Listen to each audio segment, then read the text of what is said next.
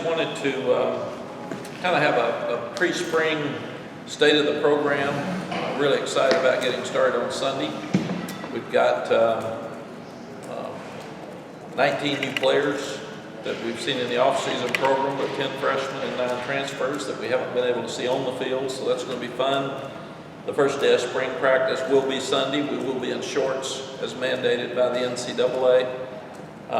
The injuries that you just heard, it's always disappointing when you have an injury, but from a positive standpoint, it forces you to find other guys. And we know a lot of those guys that are hurt can play because they've played a lot for us. So somebody else has to step up, and it only helps in your depth for the long run. Just a couple of cleanup points here before we start talking about the on-the-field stuff. A lot of people do care about these young people as student athletes. So we've produced the 2 highest APR rates in program history in 19 and 20 and 20 and 21. We were 997 in 2019 and 20. We were 1,000 in 2021. You can only have 1,000 in 2021. There are only 4 teams in college football that had 1,000 APR. So really, really proud of our academic staff and these young student athletes, our coaches for recruiting the right guys, but they're doing a tremendous job academically. Over the last 2 years, they've earned the highest annual GPAs in over 10 years. So the guys are doing everything right in the classroom. We've had 87 players earn their degrees in the last 4 years. So again, we usually only talk about academics when it's bad, but I do want to brag on the guys and the academic staff because they're doing a tremendous job. Discipline, the guys have handled themselves well since we've been here. Again, usually if you have a bunch of guys getting in trouble, it's a problem. When you don't have guys getting in trouble, people don't say much about it, but I'm really, really proud of these guys. I'm proud of who they are. I'm proud of what they're doing academically. I'm proud of the way they represent the university, and they've also done a tremendous job for us on the field. Recruiting's going really well. We've got 3 commitments at this point, but we've got, this is the first day that recruiting can start back. The dead period was over yesterday. So we will have a lot of top recruits coming to visit spring practice over the next month and really setting up official visits over the next 2 or 3 months. And I'm pumped about the guys that are coming in and the interest that people are showing us. Recruiting's obviously changed with the transfer portal and with your numbers. High school recruiting's different, and it's also changed with NIL. But it's I feel like we're all getting a pretty good feel of the changes and what we have to do to make it work at our university. Facility update, we've got the Players Lounge just about finished. They're finalizing a few things now. The training room should be finished in late May, early June, so we should have it for the summer. And it'll be state-of-the-art. It'll be one of the best in the country. What was that last one? So we feel like that we're modernizing our facilities. But that's the Players Lounge and the training room. The training room, as you come into Kenan Fieldhouse, is all the construction that's on the left. You can even hear them working some today. But our training room is too small, and we've just nearly tripled the size of it. So it'll really help prevent injuries and obviously help get them back faster. So that was a huge step moving forward, and a lot of that's thanks to Eddie Smith, who owns Grady White Boats, one of our great boosters. He gave a significant gift to help us get back in the right place with the facilities.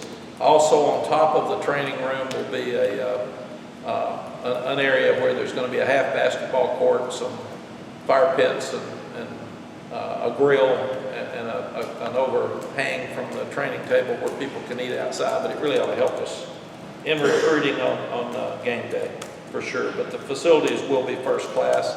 Next phase would be a huge weight room, and then the third phase would be take the weight room, knock it out, and incorporate the weight room into the locker room where it's all just one big area, because our locker room's really small right now at the same. So, and phase 2 and phase 3 right now do not have a timetable. It'll be to be announced. So as soon as these are finished, It's a little bit different when you're building the weight room, that'll be okay, but when you start messing with your locker room, then you've got to look at, does it affect spring practice, does it affect fall? The timetable will be different there. You want to get a larger locker room, Mack? I'm sorry to interrupt you. What's going to happen is the current weight room will be knocked out and the walls will be knocked down, and the current locker room will be incorporated with the current weight room, and that'll just be a huge area that will be all locker room. Okay. Because we really don't have Because as then much you said space. you're building a new weight room too, so. The new weight room, I think it's 19,000 square feet, will be on the left side of the stadium, on the outside of the stadium, and you would come from the training room over here to my right, you'd go right into the locker room and left into the weight room. So that's kind of the project moving forward. Okay, appreciate that. It will be 19,000 square feet? Yes, it's going to be 19,000 square feet. I think right now it's 8. So it'll be more than double. Can you share a price tag on all that? No, that'd be Bubba. I wouldn't know it, Art. And probably, I don't even know that they've priced out the weight room and the other, but I'm sure they probably know what the training room cost. So how do you go to Bubba and say, I want this, this, and this, and then Yeah. decide so much it costs? Who does it? Well, you go to them and say, here's what we need to stay current and to modernize. And then he goes to the boosters, and the boosters and Rams Club have to help pay for it. And we were lucky that we had guys like Von Moore with a significant gift to pay for the 4th floor for the coaches' offices. We had Rodney Long gave a significant gift to upgrade the players' lounge. And we just changed it. We just did a different, same space. And then Richard Gordon is paying for the upper part of the training room, and Eddie Smith the training room. So these are all gifts from outside people that have really helped us and stepped up and care about football. How are you doing in the arms race? You competitive in that? I think this will make us more competitive. We got behind. But Bubba's really helped us make this building better. It's all better than when we got here 4 years ago. So we're making that progress. Special teams. Special teams usually is not something you talk about until it's bad. Everybody gripes about special teams. Not many people brag on special teams. We were 14th in the ACC 2 seasons ago. We were 2nd last year. So we made amazing progress. And still we've got to do a better job of taking another step in creating game-winning plays with special teams. A huge part of special teams is depth, and transfer portal has hurt that with a lot of people. I think we had 5 walk-ons playing on special teams against Oregon in the bowl game because we had some people leaving and some people hurt. Special teams is so much better than it was. Now we need to start looking at being one of the best in the nation, not just one of the best in the ACC. And we got a new kicker, we got a new punter. So all those things will help along with the ones we've got. It'll be fun to see them compete this spring as well. Offensively, we've had 4 good years of moving the ball and scoring points. The problems have been, we had a problem with tackles for loss in our first year. We're sitting here at the 4th year, and we were still 91st in the country, having too many tackles for loss against our offense. We were 10th in the ACC. We had a problem with sacks 4 years ago. We're still sitting here at 102nd in sacks nationally and 7th in the ACC. Red zone scoring, we were 106th with 12th in the ACC, and we did improve in red zone touchdowns. We're 61st in NCAA and 5th in the ACC, but that's an area that we've got to continue to recruit and continue to improve in our offense, because we've been talking about fixing those things. We haven't fixed them yet, so it's time for us to fix them. So we talked about Coach Lindsey. We brought him in because he's a great teacher of quarterbacks, and he's a guy who's run this offense, but he's also had more emphasis in the running game than we've had the last 2 years. And he did a lot of that at Arizona State, and he did it with Gus Malzahn at Auburn, but he also did it as a head coach at Troy. So he's got head coaching experience.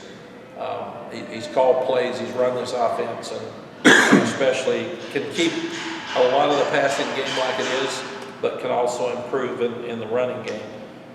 He was friends with Randy Clements. Randy Clements is one of the best line coaches in the country. And we talked about him earlier. Those two are on the same page. They have the same philosophy. They've always wanted to work together. And I have learned that if your offensive coordinator and your offensive line coach aren't on the same page, it's tough, because they've got to be a singular voice. They've got to be on the same page, and these two will be for sure. And with Ed Montelis coming back, we've got 4 of our 5 starting offensive linemen back. So that should be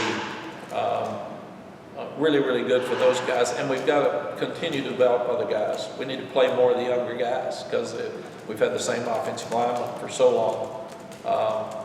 We're excited about the guys this weekend in the combine. We want to wish them well, but one of those is also Richards, and we've got to find a guy to take the left tackle spot. And we'll actually have a long meeting tomorrow to go over depth chart, and we'll look at who's done the best in the offseason, who competes, who loves football, who's tough, who's missed the fewest classes, and who's missed the fewest study sessions, and who's doing what they're supposed to do in the nutrition area.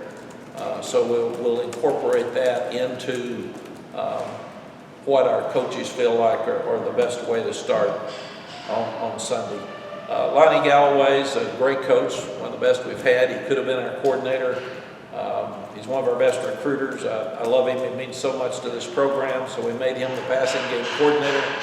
And he and Chip Lindsay have really been working well to continue to tweak our passing game, but keep basically the same philosophy. So it'll be very, very similar. Yes, you can hear the facilities are being built as we speak, which is probably not good for TV. The run game coordinator, we gave John Lilly that title. John went to the Panthers last Friday, I think, Thursday, and we want to congratulate him. John did a great job here for the 3 years he was here. He had a leaving right.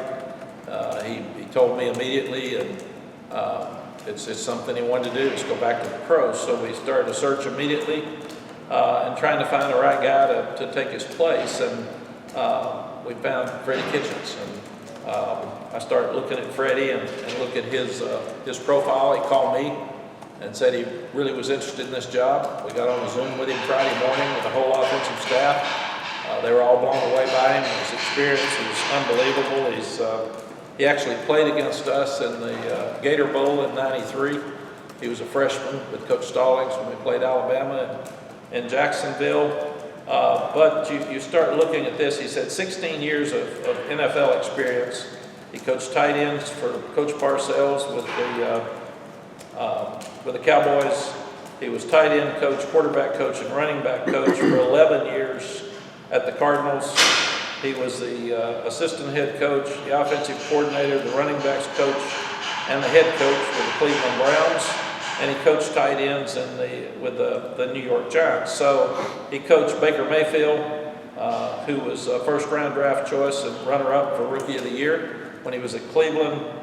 He's coached in a Super Bowl when he was with the Cardinals. He's actually coached Carson Palmer and Baker Mayfield, 2 first-round draft choice quarterbacks. He's coached Jason Witten and Evan Ingram, 2 great tight ends. And he also coached Nick Chubb, Kareem Hunt, and Adrian Peterson as running backs. So he brings a wealth of experience to us at the highest level. He's been fun. You guys will get to talk to him here in a minute. And I'm really, really excited about him joining our staff. And he'll have eyes to help Chip on the quarterbacks, because he's coached some of the best quarterbacks in the country. He will give us great insight into red zone and third downs and a lot of different things that he's done. We're also adding Clyde Christensen, who's one of the best quarterback coaches and offensive coordinators in the country. He'll come in as a volunteer analyst for us. He'll be here on Saturday and help us recruit, and then he will be out there on the field helping us on Sunday. And we're so excited about Clyde. Again, you look at his background. He had 16 years coaching in college. He was an offensive coordinator at East Carolina and co-coordinator at Clemson. 26 years coaching in the NFL as a veteran. He's a North Carolina graduate. He coached quarterbacks for Tampa Bay. He was the offensive coordinator for Tampa Bay back in '99 to 2001. But he's also been the offensive coordinator for the Colts. He was quarterback coach for the Indianapolis Colts. He was offensive coordinator for the Dolphins, and quarterback coach for Tampa Bay. So he has coached quarterbacks Peyton Manning, Andrew Luck, Jameis Winston, and Tom Brady. And he's won 2 Super Bowls. So when you can take that kind of experience along with Freddie Kitchen into your offensive meeting room, it gives you some of the best coaches in the country and a lot of expertise moving forward. So that's going to be fun watching those guys compete. And Clyde and Freddie, but especially Clyde, will help us figure out the quarterback room. We got to find out who's next, who's second, who's third, because Drake's a tremendous player. And this will help Drake with a lot of expertise around him, a lot of people watching him with what he does every day. But it's one of the strongest offensive rooms in the country. You got guys that have won Super Bowls, guys that have won national championships, so it really adds to it. And we've got to continue to address the number of sacks, the number of tackle for loss, and our lack of red zone protection with touchdowns. So those are all important. We've got to be more aggressive with the running game. We need to be able to run it when we want to run it, and not just when the numbers are right. And then on defense, we'll add something similar to Clyde. We're looking for a defensive guy who can come in with pro experience. So we'll continue to look over the next couple of weeks for that guy as well. Defensively, we didn't do much right, especially early. None of the numbers were good. We obviously played horribly at Appalachian State, especially the fourth quarter.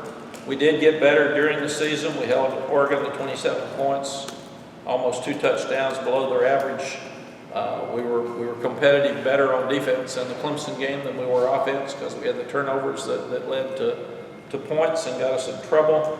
But we're going to amp up the aggressiveness of our defense. We've got to produce more sacks and tackles for loss and turnovers.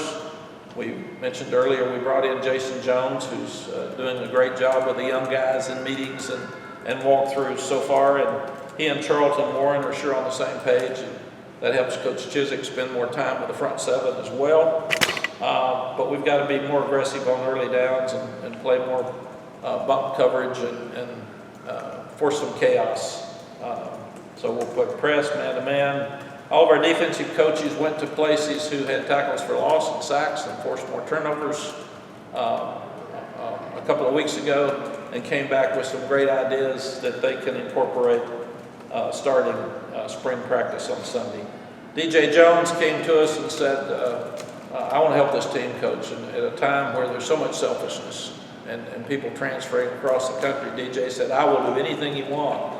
So we're going to look at DJ at safety. He will still play some at running back because we'll be limited at running back with the injuries this spring.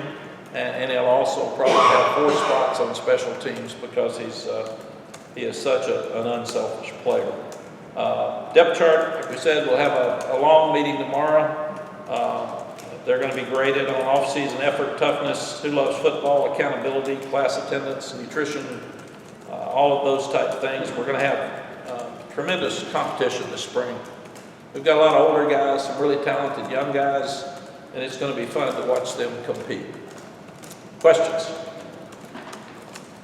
Mack, I had a head coach tell me one time that he would never hire a head coach to be on his staff because of whether it was ego or just stubbornness. It was hard to kind of get them all on the same page. You now have 2. I think Gene is different since he had coached with you before, but what makes Freddie different in that regard, and what makes you comfortable to bring him?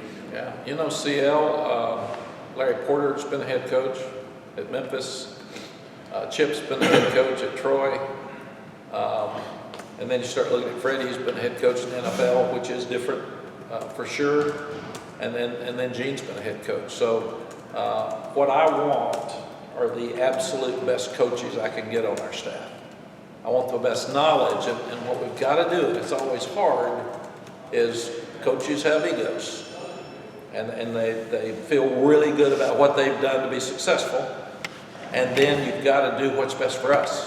You got to do what's best for our players. You can't just put in plays, who are our best players and what do we have to do to get them the ball and be successful. And I've been sitting in meetings over the last couple of weeks, and now with Freddie just the last couple of days, and they're all really on the same page, and they know that we were really good last year and had a chance to be better. And what we're trying to do is take the things in the off season that will make us better with the players. They're going to be more accountable, and we're trying to figure out the coaches getting more on the same page so we can continue to grow in the passing game, but start over in the running game and be better offensively. And I mean, Freddie's been coordinator, he's been the running back coach, he's been the tight end coach, he's been the quarterback coach, and he's really tough. He's animated, he's fun. You all will enjoy him here in a minute. So I'm excited about the rooms. I think these rooms they're full of great coaches, and we are responsible to these players, and really our fans, but mostly the players, to give them advantages when they play against the opponent. That's what a good coach does. And we're responsible for all three phases to make sure that we have schemes that give them the best chance to be successful. That's who we are. We're responsible during the game to adjust if things aren't working well to whatever they change on the other side of the ball. And that's what good coaches do, and we've got to do a better job of that.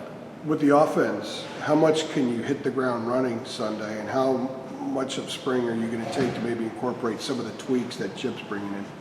I think, Andrew, we can hit the ground running pretty fast because the passing game is so much the same. One of the reasons I hired Chip is he was going to keep the passing game and keep most of the verbiage in the passing game the same. And then what he would do is we would just go back and start over with the running game. So he and Coach Clements and now obviously Larry Porter, but now Freddie Kitchens will all be really involved in the running game, where Lonnie and Clyde Christensen and Chip will be more involved in the passing game. But in the meetings, they're all on the same page, and there's a lot of similarities. And Chip grew up as a friend of Freddie Kitchens. They grew up 20 miles apart. Chip was the receiver, Freddie was a quarterback. They went to camps together, played against each other in high school. So when Freddie was at Cleveland, it's funny how all this ties together. Chip used to go up and visit with him on offense, so they've all got very similar philosophies.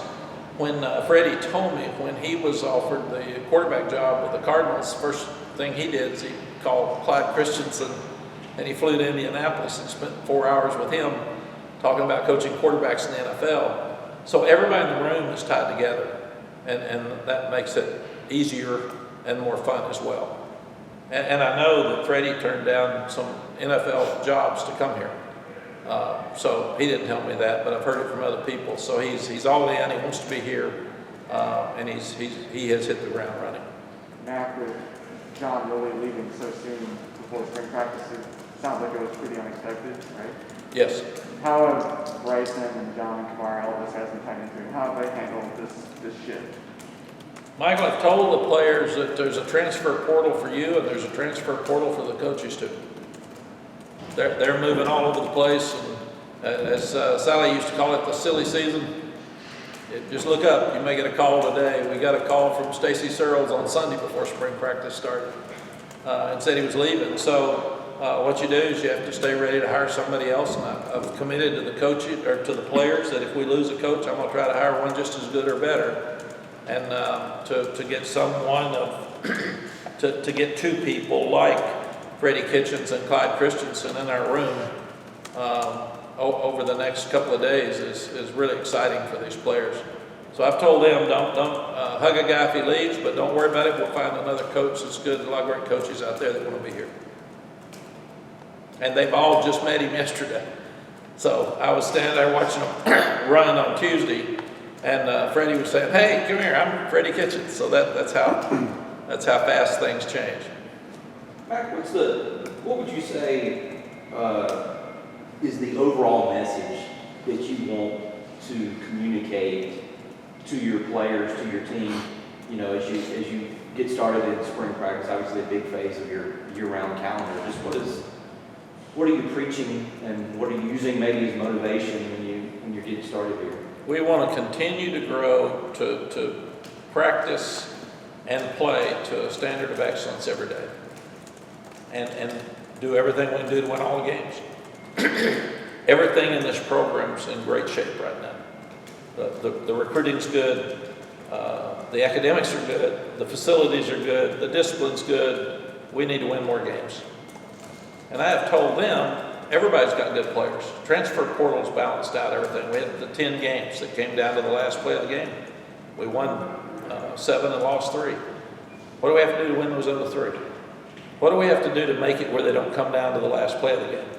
Where can we put our foot on the gas in that third quarter and separate from teams instead of, if we're the better team, let people hang around? And we've got good players, but everybody else does too. And we've probably got the hardest schedule next year that I've ever been around, especially since we've been here. So that's a great challenge for our guys too. I'm sorry? Go ahead. Yeah. No, but that's the message to them is if we want to be national, we got to be better, and you got to be better in everything you do. You've got to work in the off season like you're going to play against South Carolina in the opener, and unless it's just important every day, then you're not going to get there. So let's don't talk it. Let's do it. You mentioned the schedule. We met with you before the schedule came out. You said you were upset with it. What particularly did you, now that we've seen it, particularly do you not like about the schedule and how the ACC did it? I think there were 2 things. We always look at safety of players. And we play South Carolina, App State, and Minnesota to start with. And then our ACC group sends us to Pittsburgh, which is as physical as any game we've got the next week. The second thing is I love our students. Our students do an amazing job. We scheduled a home game during fall break. That's totally unfair to our students. They should have an opportunity. They paid for their opportunities to see games. They should be able to see them. And then nobody's got a harder finish than we're playing 3 rival games. We play Duke here, we play at Clemson and at NC State. And for years, Coach Fedora played Western Carolina or Wofford before state because you needed a softer game. And here we are, we've got the toughest team on our schedule right before one of our rivals, and both of them on the road. So I didn't think the ACC office did us any favors. Now, I worry about safety of our kids because that puts us in a tough spot. Now, am I going to mention it again? No, because we got to play it. And I wouldn't have mentioned it if you hadn't brought it up. So. Yeah. What game? I got one question. With the fall break, do y'all usually ask the ACC, like, this is our fall break, like every school, has fall breaks? Do you usually ask? I don't have anything to do with scheduling, so it'd probably be Rick Steinbacher and Bubba would be the 2 to ask. And then with the 3 games to start the season, those are games that y'all, Minnesota, App State, were part of y'all's schedule. We scheduled that, and I thought that schedule's tougher than I would have scheduled. Do you like the bye week where it is? I think it's after Pittsburgh. So Yes, four I games do. in the season. I would rather have it before Pittsburgh, Okay. but yes. What game is the fall break? That's all I was going to ask. Virginia, Virginia. UVA? which is a huge game for us too, and for our fans and our students, and so I just, yeah, If the calendar, that's all. yes. Aren't you favored, really, 4th year here, aren't you favored in the first 10 games when you look at it? No, we won't be favored in the Tell first me a 10 game in the games. first 10 you won't be favored. I don't know. I hadn't thought about that. I don't look at favors. I watched Indiana beat Purdue 2 days ago. Purdue is a top 5 team, and they got killed by Iowa last night. So That's basketball. Your basketball and football are still sports, still emotion. So Your schedule looks like, I know it's a challenging finish, but it looks like you could be 9-1 or 10-0 after 10 games, based on how long you've been here and the changes in other programs and the fact that you will be favored in all 10. Don't you think we're favored against Duke playing here in Chapel? I don't have any idea. Things change. Nobody thought Duke was going to be any good last year. The man won Coach of the Year, and they had a great team. Might not be a favorite against South Carolina. Hard. Well, maybe. I don't think we will be. Minnesota won a bowl game. I think they won 10 games, 9-10. So App State's obviously, we were favored by 2.5 last year. We won by 2, and everybody got mad. So that's just, I don't worry about who's favored. I I do know I've been doing this long enough to know that the favored team doesn't always win. I know that, Mac, but you know, I've seen that because we have beaten those theories. So. you've been here for 4 years, you're building, and that schedule came out, and I went, okay, maybe 0-1, but then 1-1, 2-1, 3-1, 4. It looks like it could be 9-1, based on 7 games at home and how long you've been here versus some of the other places. We could be. I hope we're 10-0. Me too. Yeah. What else? Matt, with picking up Clyde to come in and help, you talked a lot about facilities and getting competitive on that. Your take on analysts, because you hear about Bama and all these schools have a ton of analysts. Where are you there as far as what you need, how many you need in that process? Tommy, I don't want too many. I want somebody who has something to do. I talked to Bill Belichick one time, and he said, I don't want anybody in my building that doesn't have a very distinct job description. Because I don't want people laying around without much to do. And I agree totally with Coach Belichick. The second thing is, we don't have the money that a lot of people have to have. We've probably got 70 people in our program. A lot of the people that you're talking about have over 100. So I'm good with what we've got. If the rule changes in the middle of April that all of your analysts and QCs can coach, your volunteers can coach, I think it should. I think it'd be a huge help because we've got young people on our staff right now that have trouble getting jobs because when people call me and say, did he coach? And he's an analyst, I say no. And a lot of the programs across the country are letting them coach. So because we're going by the rules, the young people that come here are at a disadvantage.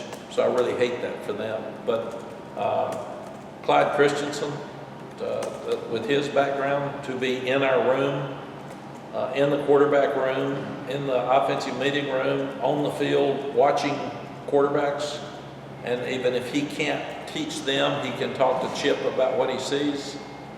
Him recruiting, if I was a quarterback, I would want to be around the guy that coached those 4 quarterbacks. It's just, so I think that it's an amazing advantage for Clyde Christensen to want to come back and help his home school. And he's excited. I can't wait till he gets here Saturday. Without the rule change, until the rules changed, if it is. Hang on just a second. CL? I was just gonna say, a year ago at this time, Drake didn't even know he was gonna be starting. In what ways have you seen maybe his leadership role expand now that obviously he knows he's the guy? Yeah, CL, it's a great question. Drake's unbelievable as a young person. He's very humble, but very confident. And he's a cut-up. He has fun, like his little quip about NC State. And he'll come up with that stuff every now and then because he's fun, but the players love him. And he's such a tremendous leader. And it was hard to be a leader when he and Jacoby were both competing in the spring. You could try, but both of you were fighting for the job until you're the boss. It's hard to lead, and since he's got a starting job and he's become one of the best football players in the country, his leadership has just grown. You can see it now. The players just gravitate to him, and I'm really excited about him moving forward.